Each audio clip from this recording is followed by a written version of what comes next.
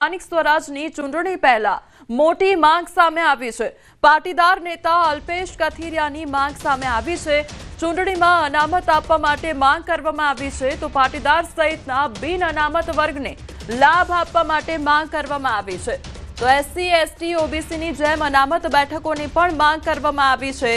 શિક્ષણ નોકરીની જેમ ચૂંટણીમાં ઈડબ્લ્યુએસની માંગ કરવામાં આવી છે।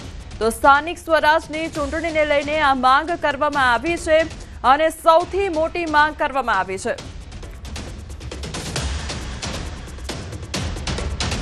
ઘણા વર્ષો પછી સ્થાનિક સ્વરાજની ચૂંટણીમાં 27% અનામતનો લાભ મળવાનો છે આવનારી ચૂંટણીમાં।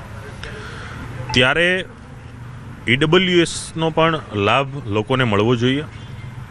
જેમ સરકારી નોકરી અને શિક્ષણમાં જે 10% ઈડબ્લ્યુએસનો લાભ સમાજને મળે છે, દરેક સમાજને ઈડબ્લ્યુએસમાં 68થી પણ વધારે જ્ઞાતિ સમાજનો સમાવેશ થાય છે। તો હવે દરેક જ્ઞાતિ સમાજને ઈડબ્લ્યુએસનો લાભ ચૂંટણીમાં એટલા માટે મળે કે એમાં એને પણ તક મળવી જોઈએ અને એને પણ સમાનતાનો લાભ મળવો જોઈએ। 2010ની અંદર સુપ્રીમ કોર્ટમાં એક પિટિશન દાખલ થઈ હતી જેનું 2021માં જજમેન્ટ આવ્યું છે અને એ જજમેન્ટના અનુસંધાને આજે ઓબીસીનો અમલ થઈ રહ્યો છે। 2010માં જ્યારે પિટિશન થઈ ત્યારે ઈડબ્લ્યુએસ હતું જ નહીં। ઈડબ્લ્યુએસ આવ્યો એનો હમણાં સમય થયો છે। તો જ્યારે નવું ઈડબ્લ્યુએસ આવ્યું છે અને બંધારણીય રીતે આખા ભારતમાં દરેક સ્ટેટમાં લાગુ પડ્યું છે તો એનો લાભ માત્ર શિક્ષણ અને નોકરી પૂરતો સીમિત ન રહી એવી જ રીતે ચૂંટણી પૂરતો મારો સીધો સવાલ છે, સમાજને અનામત અપાવવા અલ્પેશ કથિરિયાએ આંદોલન કર્યું હતું, પણ હવે રાજકારણમાં અનામતને લઈને શું પગલાં, અને જો સરકાર નહીં માને તો અલ્પેશ કથિરિયા ભાજપ છોડશે? સીધો અનામત એ સરકારનો વિષય જ નથી ભાઈ, ચૂંટણી પંચનો વિષય છે। ચૂંટણી પંચ સામે લડવાનું છે। ચૂંટણી પંચ સામે અમે અરજી પણ કરી છે। ચૂંટણી પંચ સામે 2 મહિના પહેલા દિનેશભાઈ બામણીએ હાઈકોર્ટમાં પિટિશન પણ દાખલ કરી છે। હવે જોઈએ છે આવનારા દિવસમાં ચૂંટણી પંચ આને કઈ રીતે લાગુ પાડે છે, નથી પાડતી, કોર્ટની અંદર એફિડેવિટમાં શું દર્શાવે છે, એ ચૂંટણી પંચનો વિષય છે। તો અમારી સાથે આ જ મુદ્દે વધુ ચર્ચા કરવા માટે પાટીદાર આગેવાન દિનેશભાઈ બામભણિયા જોડાઈ ગયા છે। દિનેશભાઈ, સૌથી પહેલા આપનું ન્યૂઝ 18 ગુજરાતીમાં સ્વાગત છે। હવે અલ્પેશ કથિરિયા દ્વારા નિવેદન આપવામાં આવ્યું છે, અનામતની માંગ કરવામાં આવી છે સ્થાનિક સ્વરાજની ચૂંટણીમાં ઈડબ્લ્યુએસને લઈને। સૌથી પહેલા આપનું રિએક્શન જાણવા માંગીશ। જો ગુજરાતમાં તમામ જ્ઞાતિઓને સરખું પ્રતિનિધિત્વ મળે, ચાહે શિક્ષણ હોય, રોજગાર હોય કે ચાહે રાજકીય પ્રતિનિધિત્વ હોય, તો ગુજરાતની અંદર 27% ઓબીસી સમાજને અનામતની પ્રથા દાખલ કરવામાં આવી છે। તો 2023-24માં અમે લોકોએ પણ 10% અનામતની જોગવાઈ ચૂંટણીમાં એટલે કે સ્થાનિક સ્વરાજની અંદર કરવામાં આવે એવી માંગણી અમે કરેલી હતી। નામદાર હાઈકોર્ટમાં અમારી અત્યારે હાલમાં પિટિશન ચાલી રહી છે। બીજું સાથે સાથે સુપ્રીમ કોર્ટના ગાઈડલાઈન મુજબ, સુપ્રીમ કોર્ટના આદેશ મુજબની પ્રક્રિયા પણ ગુજરાત સરકાર દ્વારા નથી કરવામાં આવી, તેને લઈને પણ અમારો અમે વિરોધ દર્શાવ્યો છે। તો આ બાબતે અમારું ખૂબ સ્પષ્ટ માનવું છે કે આર્થિક રીતે નબળા વર્ગ માટે રાજકીય પ્રતિનિધિત્વની માટે પણ જોગવાઈ અનામતની હોવી જોઈએ। દિનેશભાઈ, સ્થાનિક સ્વરાજની ચૂંટણી એટલે જે પણ પ્રાથમિક મુદ્દાઓ હોય છે તે તંત્ર સુધી પહોંચતા હોય છે અને તે બધા જ મુદ્દા તેમાં આવરી લેવામાં આવતા હોય છે અને તેમાં આ પ્રકારની જો માંગ કરવામાં આવે છે અને તેની અસર આગામી ચૂંટણીઓ પર કયા પ્રકારની પડી શકે છે?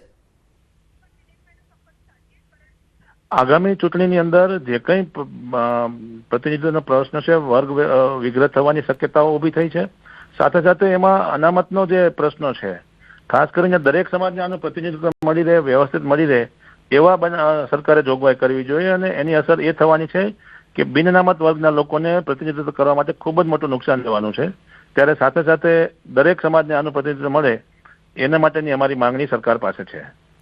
દિનેશભાઈ, એટલે અલ્પેશ કથિરિયા દ્વારા જે પણ નિવેદનો આપવામાં આવ્યા છે તેમાં એક નિવેદન તેમના દ્વારા એ પણ આપવામાં આવ્યું હતું કે અત્યારની જે પરિસ્થિતિ છે આના કરતાં પણ વધુ પરિસ્થિતિ બગડી શકે છે, આગામી ચૂંટણીઓ આવી રહી છે, એટલે તેમનો કહેવાનો મતલબ શું હોઈ શકે છે? ના બેન, જેમ અત્યારે પ્રતિનિધિત્વ કરવા માટે જે ઇસ્યુ થઈ રહ્યા છે, જે હમણાં અમરેલી જિલ્લામાં જે બનાવો બન્યા છે તેને લઈને તમામ બનાવોની પાછળ ચૂંટણી મહત્વની ભાગ ભજવતી હતી। એટલે પ્રતિનિધિત્વની વાત આવશે ત્યારે રાજકીય રીતે અસ્તિત્વ ખતમ થવાની ઓપન કેટેગરી માટેનો આ વિષય છે। એમાં અલ્પેશ કથિરિયાનું સ્પષ્ટ અને અમારું બધાનું સ્પષ્ટ કહેવું છે કે જો અમને પ્રતિનિધિત્વ નહીં મળે તો અમારું આ રાજકીય અસ્તિત્વ જોખમમાં છે। દિનેશભાઈ, અહીંયા સવાલ એ પણ કરવો છે કે આગામી સમયમાં વર્ગ વિગ્રહની જે શક્યતા છે તે કેવી રીતે થઈ શકે છે? જો બેન, સરકારે જે રોસ્ટર ક્રમાંક ઉત્પન્ન કર્યું છે તેમાં ઓપન કેટેગરીની અંદર ઓબીસી ની સીટો આપી છે અને ઓબીસી ની અંદર ઓપન સીટો આપી છે, જેને લઈને ઓપન કેટેગરીના ઉમેદવારો કોઈ પણ જગ્યાએ પ્રતિનિધિત્વ કરવા માટે સક્ષમ નથી એવું કમ્પ્લીટ કરીને આ એક ષડયંત્રના ભાગરૂપે આખું એનાલિસિસ કરવામાં આવ્યું છે અને એના માટે અમે સુપ્રીમ કોર્ટમાં ગયા છીએ.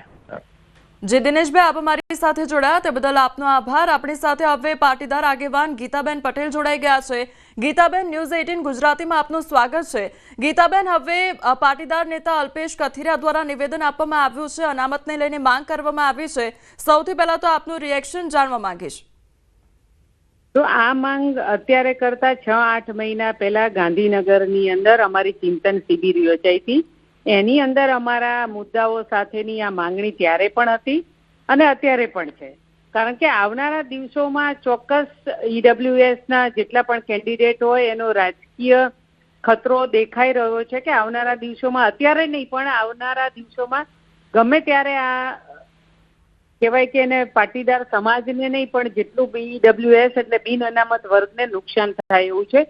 જ્યાં જેની કોઈ વસ્તી જ નથી એવા લોકોને ત્યાં ઉમેદવારી આપી અને કહેવાય કે ઈડબ્લ્યુએસમાં જેટલા પણ લોકો આવે છે એનું રાજકીય ખતરો દેખાઈ રહ્યો છે. એના માટે હું એવું માનું છું કે ઈડબ્લ્યુએસ 10% આર્થિક આપવું જ જોઈએ, કારણ કે રાજકીય રીતે ગામડાઓની અંદર જઈએ કે શહેરોમાં જ્યાં જેની વસ્તી જ નથી એવા લોકોને તમે કેન્ડિડેટ તરીકે ઊભા રાખો છો, એવા નિયમો બનાવો છો, તો ચોક્કસ આની અંદર અમારી માંગણી એ પહેલા પણ હતી ને આજ પણ છે.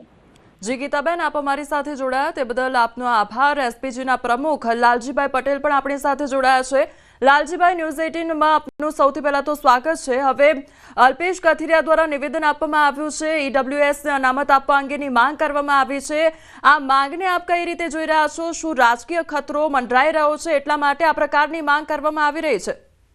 ચોક્કસ બેન, આમાં એવું હોય છે કે દરેક સમાજના જે આગેવાનો હોય એમની ચિંતા સમાજની હોય કે સમાજના લોકો વધુ રાજકીય સારા પદ ઉપર પહોંચે, દરેક સમાજના લોકો શિક્ષણ રીતે આગળ વધે, આ દરેક સમાજનો પ્રશ્ન હોય છે. એટલે જયારે પાટીદારોની અમારી મીટિંગ થતી હોય છે એટલે વારંવાર આ પ્રશ્ન આવતો હોય છે અને પબ્લિકમાંથી માંગણી આવી છે કે જે લોકો ઈડબ્લ્યુએસ ની અંદર પછાતમાં આવે છે, જનરલ જ્ઞાતિના લોકો, એવા લોકોની માંગણી છે કે ભાઈ તમે જેમ આ રીતે બીજી કેટેગરીની અંદર ચૂંટણીની અંદર અનામત આપો છો તો એ નિયમ હમણાંથી લાગુ પડ્યો તો આપણો પણ માંગણી કરી અને આ નિયમ આવવો જ જોઈએ.